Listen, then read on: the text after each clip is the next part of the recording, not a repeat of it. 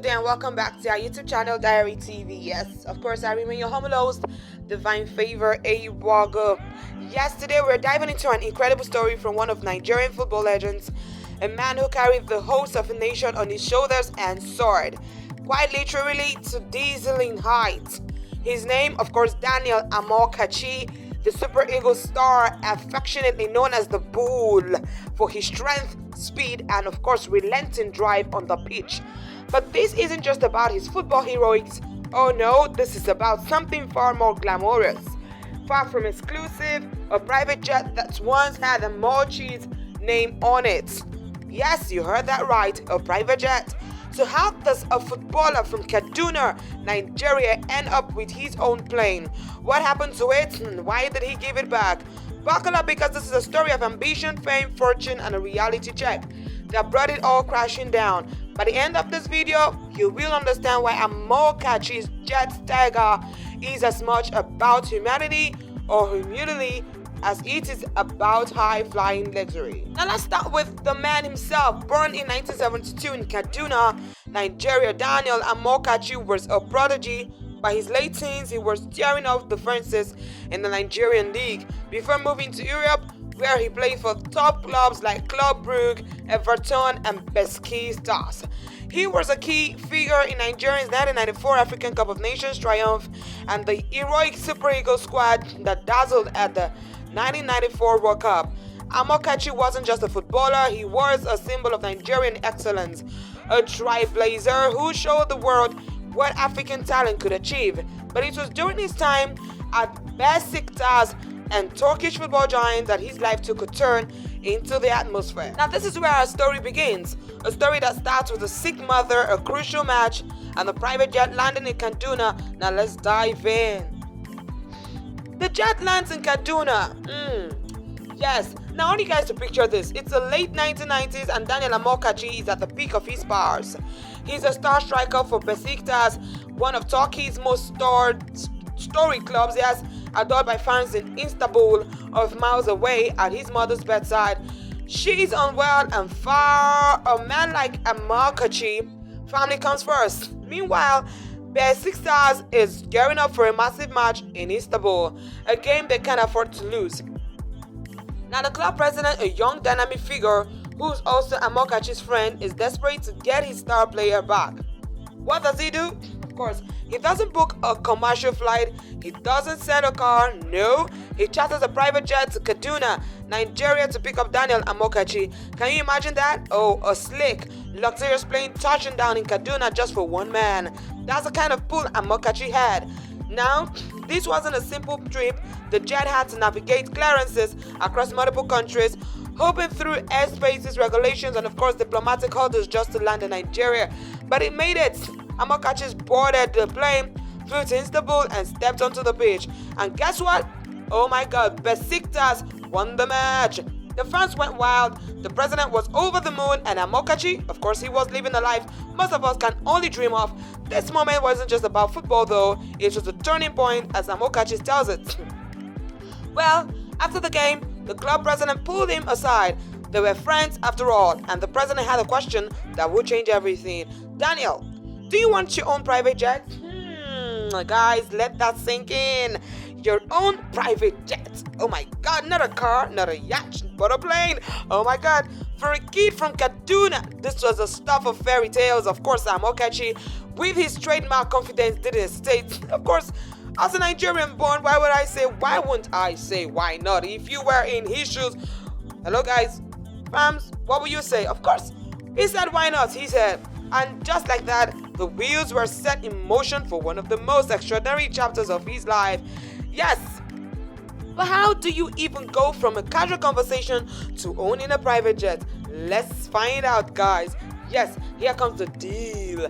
So how does a footballer end up with a private jet? Ew, guys, it wasn't like Amokachi just walked into a dealership and picked one out. No, this is a deal born out of connections, wealth, and of course a touch of destiny.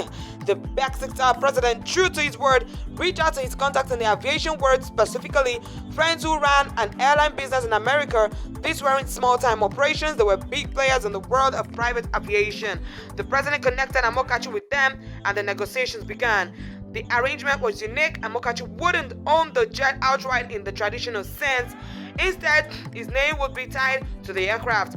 It was a partnership. The jet would be part of the company's fleet, but Amokachi could call it up whenever he needed it to fly anywhere in the world.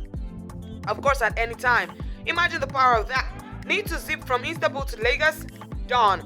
Want to visit family in Kaduna or attend an event in London?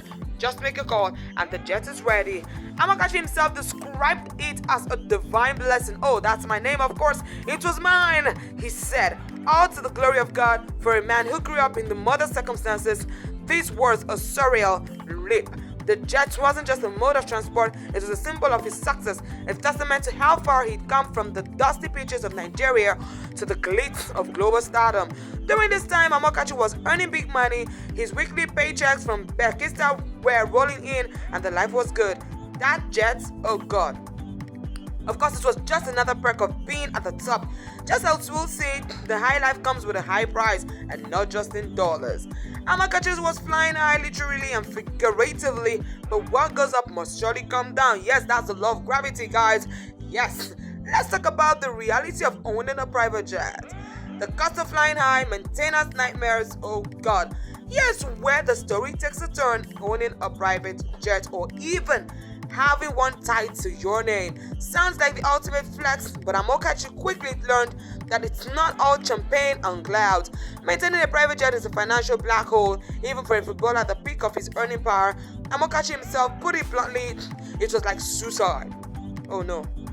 Well, every aspect of the jet came with a price tag. Want to fly over to the country, you need clearance, and that costs money. Want to pack the plane overnight, that's another bill. Written maintenance, fuel, crew, salaries, it all adds up. And first, Amokachi admitted that while he was playing, because it didn't sting as much, his bank account was getting topped up weekly, and the jet was just part of the lifestyle. But football careers don't last forever. By the early 2000s, of course, Amokachi's playing days were winding down. The big contracts were drying up, and those weekly deposits weren't as reliable. Suddenly, the jet wasn't a symbol of success anymore, it was a burden. Amokachi realized that keeping it could ruin him financially. If I had left the plane, he said, it would have seized the end of the day. Yes, and this is where Amokachi's wisdom shines through. He didn't let pride or ego cloud his judgment. He knew he had to make a tough call, one that would perceive his financial future and of course his peace of mind. So what did he do? Let's wrap this story up with Amokachi's grateful exit from the jet set life. Yes, of course, here comes the giving it back. Of course, a humble exit. Yes, in the year 2000 or 2001, Daniel Amokachi made a decision that speaks volumes about his character. He gave the jet back through what he described as a clean negotiation. He parted ways with the aviation company, no drama, no lawsuit, just a mutual understanding. Everybody was happy, he said. This wasn't about admitting defeat, it was about recognizing reality. Amokachi understood that the jet was a luxury he could no longer sustain. By letting it go, he protected his financial stability and avoided the fate of so many athletes who clinged to lavish lifestyles long after their earning power fades. Amokachi credits his faith for guiding him through the chapter. Everything about me is the grace of God, he said. If it wasn't the grace, I would stay without a dime. That humility, that gratitude is what makes the story so powerful. Amokachi didn't just live the high life, he knew when to step back and prioritize what truly mattered. Now let's bring this incredible story full circle. Yes, and that draws me to the conclusion. And there you have it, folks. The rise, flight, and fall of Daniel Amokachi's private jet. From a kid in Kaduna to a football icon with his name on the plane, Amokachi's story is a roller coaster of triumph and tough choices. His jet wasn't just a status symbol, it was a lesson in ambition, responsibility, and humility. What I love about Amokachi is how he handled it all. He embraced the opportunity when it came, but he also had the wisdom to let it go when the time was right. That's a lesson for all of us, yes, to learn. Whether we are chasing dreams or, of course, managing success, knowing when to pivot is just as important as knowing when to push forward. So what do you think of Amokachi's story? Have you heard other wild tales from the world of football? Drop a comment below, hit that like button, and subscribe for more stories like this. Until next time, keep dreaming big, but maybe keep an eye on the maintenance cost. Yes, and there you have it, folks. We come to the end of this chapter and we draw the curtain here. Do not you forget, of course, we remain Diary TV.